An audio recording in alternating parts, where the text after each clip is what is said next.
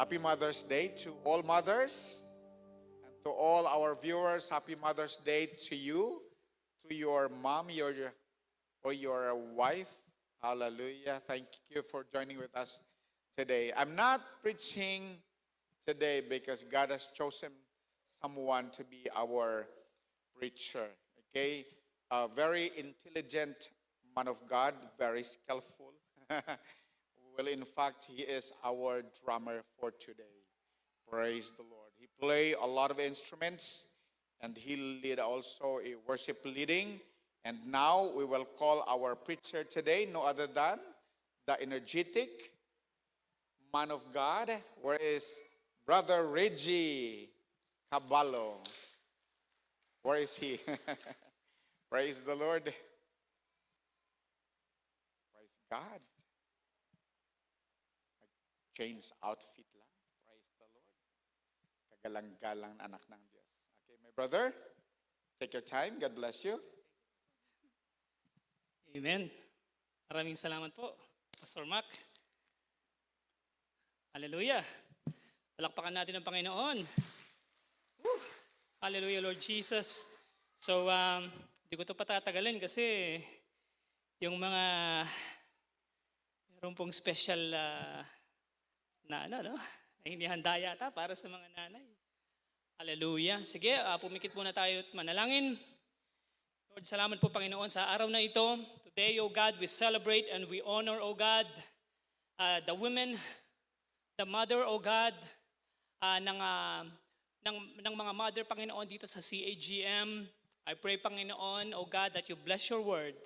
And today, O God, thank you for this blessed day because you have ordained this day so that we may honor, O God, all the mothers, O God, who are in this place. So, Lord, I thank you and I praise you, O God. Bless your word, Lord Jesus. In Jesus' name we pray. Amen. All right. So muli, Happy Mother's Day po sa inyo pong lahat. All right. Meron akong nakita. meron akong nakitang video. Sabi doon sa video, ang mga nanay daw parang mathematics. Kasi kung anong ibinibigay mo sa kanila, dinadagdagan nila. Kung anong binibigay mo sa kanila, napaparami nila. No? At ang mga nanay daw, para daw silang mga factory. Bigyan mo lang daw sila ng mga raw materials, nakakagawa sila ng mga kamangahamanghang bagay. No? Kapag ang nanay, binigyan mo ng manok yan, tsaka patatas, tsaka toyo, adobo, labas niyan. Kapag nakakita kami ng manok, kaming mga lalaki parang order na lang ako. Pero yung mga babae, no? Bigyan mo ng bigyan mo na sinuli dyan, may jacket ka, no? Ganyang katindi yung mga babae, no? Bigyan mo ng bahay yan, bibigyan ka niya ng tahanan. No? So lahat ng binibigay mo dyan, nagle-level up. Huwag mo lang bibigyan ng problema yan. Dahil pag binigyan mo ng problema, impyerno labas niyan. kasi dinadagdagan nila eh. Di ba? O ngayon, kung gusto mong madagdagan yung blessing sa bahay ninyo, diba, dapat puro positive, puro blessing lang bigay mo dyan.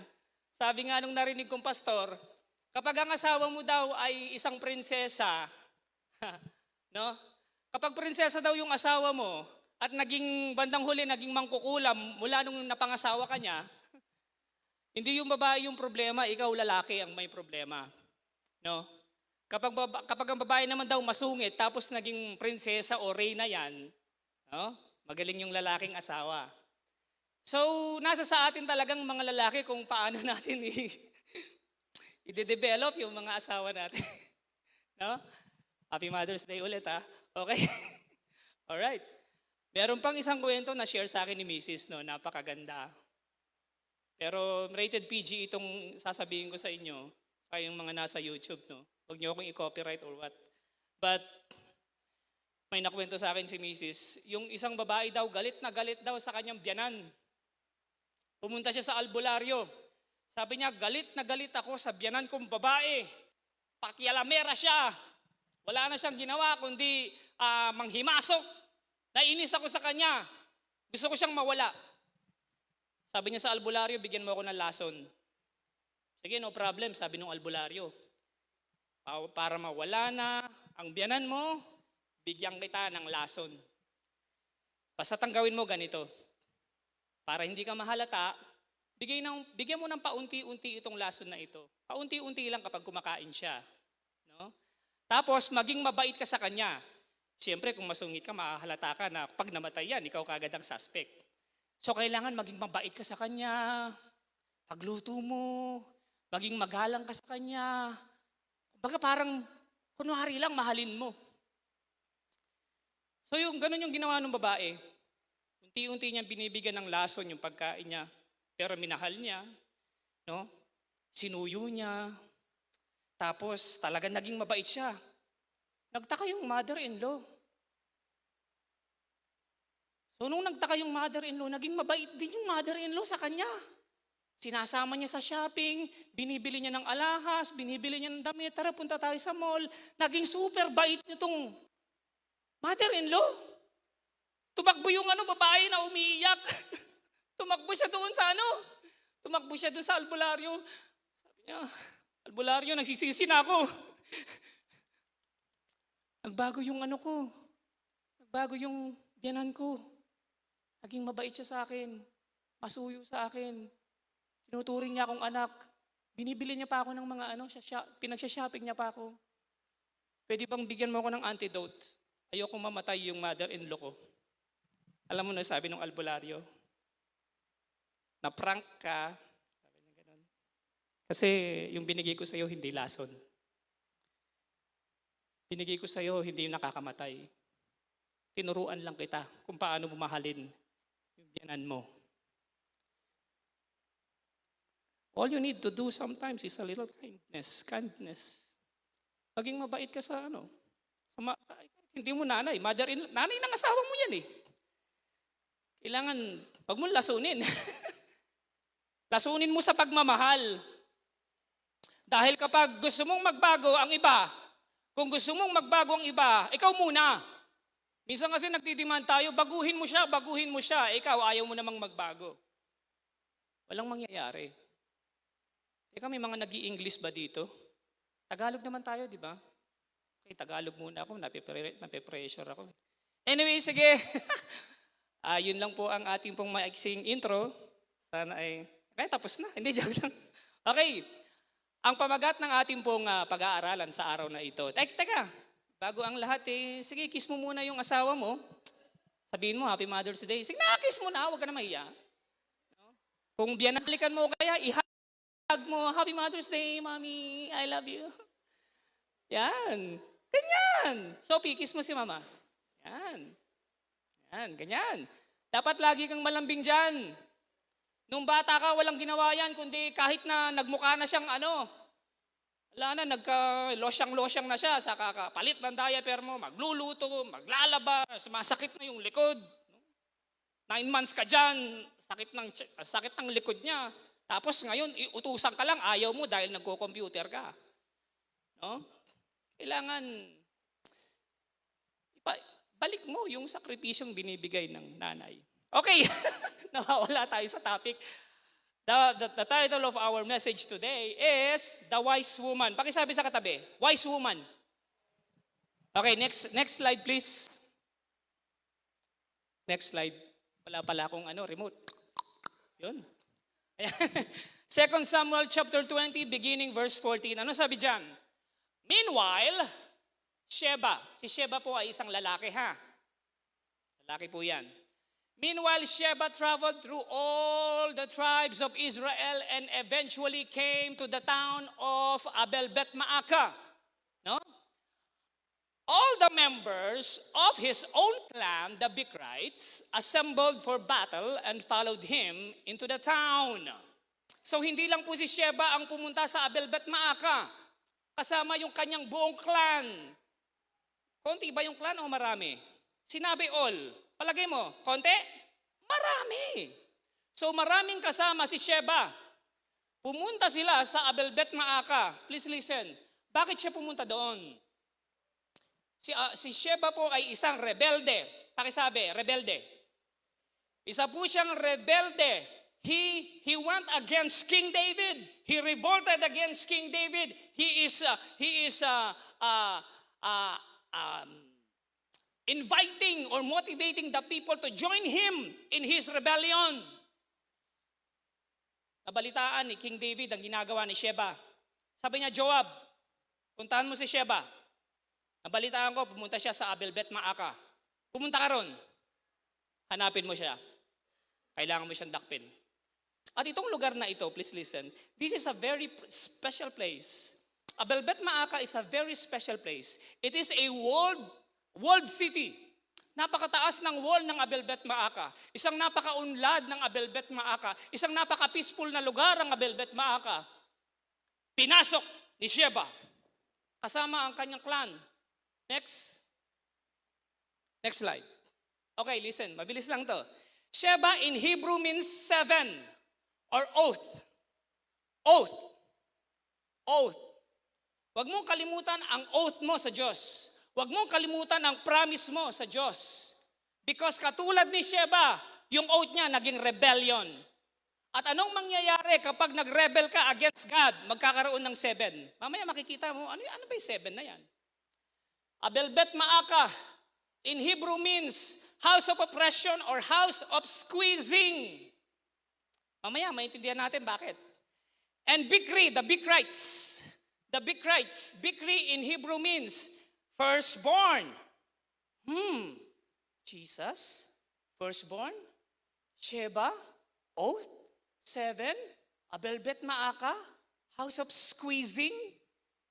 Alam niyo po ba si Jesus, saan siya dumugo? Saan siya, yung pawis niya naging dugo, saan yon? Garden of Gethsemane. And Gethsemane in Hebrew means squeezing. Squeezing. Olive squeezing. No? Jesus took our oath. And not only that, he took our squeezing in Abel-Bet Maaka. He is the firstborn. Next slide. So anong ibig ko sabihin? Katulad ni Sheba, kapag may pinapasok ang rebellion sa buhay mo, sa bahay mo, sa pamilya mo, ano mangyayari? When an evil spirit leaves a person, it goes into the desert seeking rest but finding none. Then it says, I will return to the person I came from. So it returns and finds its former home empty, swept, and in order. Then the spirit finds ilan? 7 other spirits more evil than itself. And they all enter the person and live there. And so that person is worse off than before. That will be the experience of this evil generation. Katulad ni Sheba,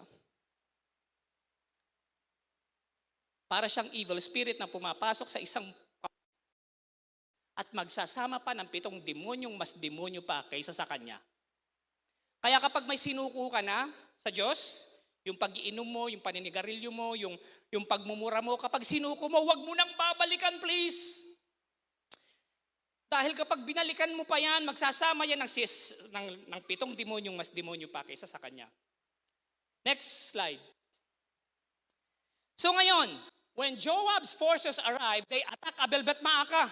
Anong kinalaman ni Abel-Bet Maaka? Ang hinahanap nila ay si Sheba. Why attack Abel-Bet Maaka when what you are really trying to find is this person Sheba? When Joab forces arrived, they attack Abel-Bet Maaka. They built a siege ramp against the town's fortifications and began battering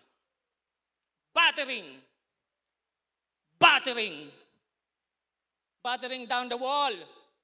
But, pakisabi? Ano ulit? Wise woman! But a wise woman in the town called up to Joab, listen to me, Joab. Come over here so I can talk to you. Nasaan ang mga lalaki? Nasaan ang mga lalaki? Habang binabatering, habang winawasak ang pader ng Abel-Bet Maaka, nasaan ang mga kalalakihan? Please listen. Woman, Pag nangihina yung asawa mo, ikaw ang tatayo. Huwag mong isuko yung asawa mo. Huwag mong itapon. No?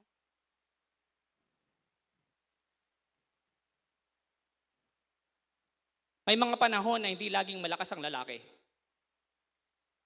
Kaya ang mga babae dapat tumayo. And God calls you a wise woman. When no one has the courage to step up, a wise woman stood up.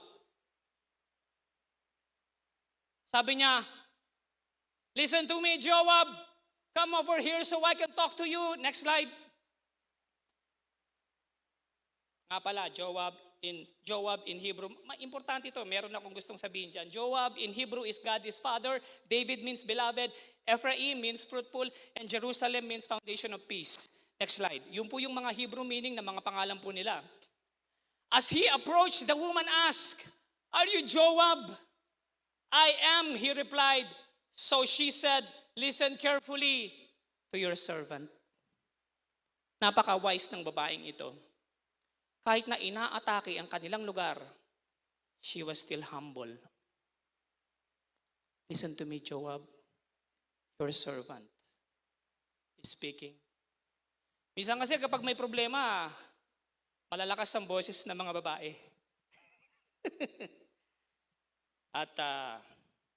Pero itong babaeng ito, napaka-wise niya. Bakit? Kasi yung composure niya, yung paninindigan niya, yung kanyang dignity, hindi nawala. Hinarap niya ang kanyang kaaway with humbleness and wisdom. Anong sabi niya? "Are you Joab?" I am, he replied. So she said, "Listen carefully to your servant." "I am listening," sabi ni Joab.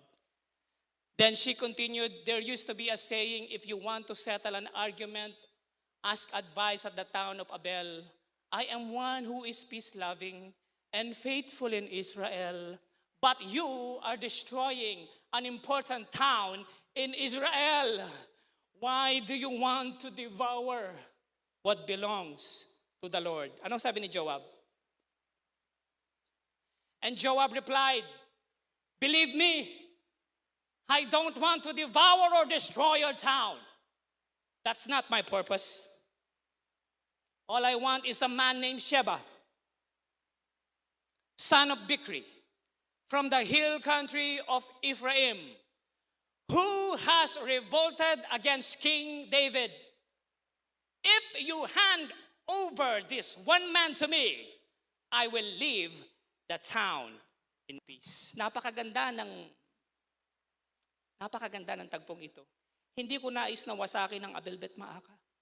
Ibigay mo lang sa akin si Sheba at iiwan ko ang lugar ninyo ng payapa. Anong sagot ng babae? Anong sagot ng wise woman?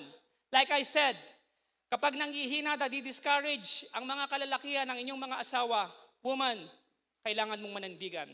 Kailangan mong maging matibay. Kailangan mong tumayo. Kailangan mo siyang suportahan. Kailangan mong nandyan.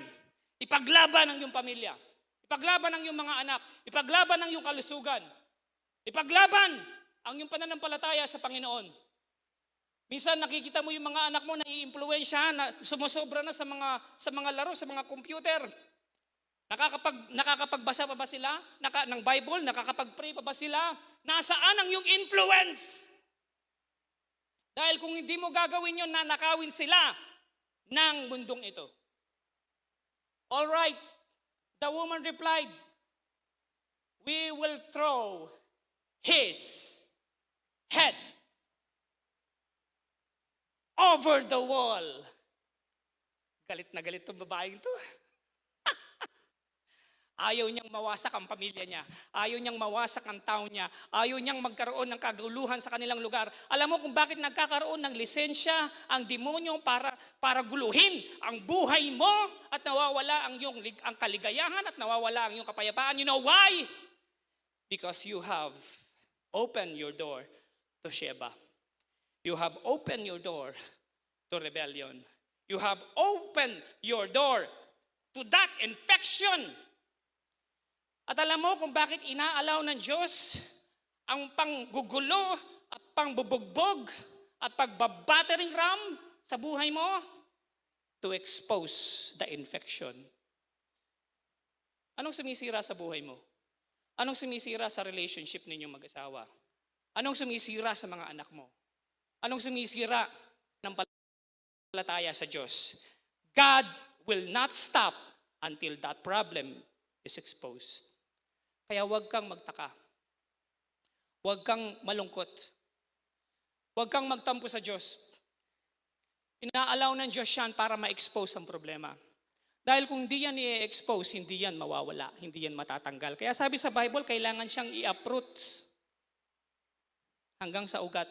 Kapag pinutol mo ang halaman at meron pang ugat, tutubo pa yan. Ano sabi ng wise woman? I will cut off his head. Cut it off! Kung yung pala ang wawasak sa'yo, putulin mo! At wag mo lang putulin, itapon mo! Itapon mo over the wall.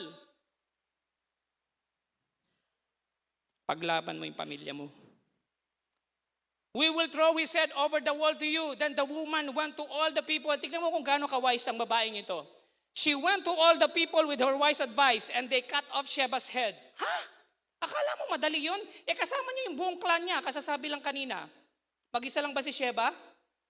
Malamang! Poprotektahan siya ng kanyang mga angkan. But why was she able to cut off Sheba's head? Because of her wise decision. Hindi siya natakot kahit ilan pa sila, kahit ilan pa kayo. Kapag kasama mo ang Diyos, hindi magiging madali. Kasi minsan, pride will hinder. Ayaw mong ma-expose dahil meron kang pride. Hindi ako mahina, matagal na akong born again. 20 years na kaya akong born again. Sino ka para pagsabihan mo ko? Kasi kapag yung infection na yan ay hindi ma-expose at hindi yan mapuputol at hindi yan itatapon, binibigyan mo ng lisensya ang demonyo para guluhin ang buhay mo. And they cut off Sheba's head and threw it to Joab. The woman went to all the people with her wise advice and they cut off Sheba's head. Babae, woman, are you giving wise advice?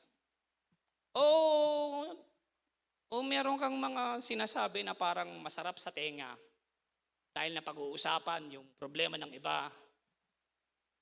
Nagkakagulo tuloy, imbis na magkakasundo. Pero dito ang ginawa ng babaeng ito, ginamit niya ang kanyang bibig to give her wise advice. They cut off Sheba's head, threw it out to Joab. So Joab blew the horn and called the troops back. Tara na, uwi na tayo. They all returned to their homes. Joab returned to the king. David, beloved, God loves you, kapatid, and He wants us to return. But something has to be dealt with first. Meron bang mga meron bang mga Sheba sa buhay natin na kailangan nating putulin? Meron bang mga pride dyan? Meron bang kagaspangan sa ating pag-uugali? Meron ka pa bang hindi na isusuko sa Diyos? Meron ka bang mga sekretong kasalanan? Nanghihina ba ang iyong asawa? Wise woman, tinatawag ka ng Diyos. So they returned home to the king at Jerusalem. Alam niyo po ba that Jerusalem in Hebrew means foundation of peace? Maaring magsimula sa iyo, babae, ang kapayapaan sa bahay. Ang kapayapaan sa buhay. And I would like to honor the mother and the woman here. Basahin natin ang next slide. Basahin natin ang Proverbs 31 woman. Ito ang mga qualities ng isang wise woman. Kapatid, you are anointed. You are anointed by God. And God has already given you the wisdom. Kaya mo bang tumayo at ipaglaban ang iyong pamilya? At magsisimula sa iyo ang kapayapaan. Magsisimula sa iyo ang pagkakabuklod-buklod. Magsisimula sa iyo ang restoration. Magsisimula sa iyo ang healing. Magsisimula sa iyo ang humbleness.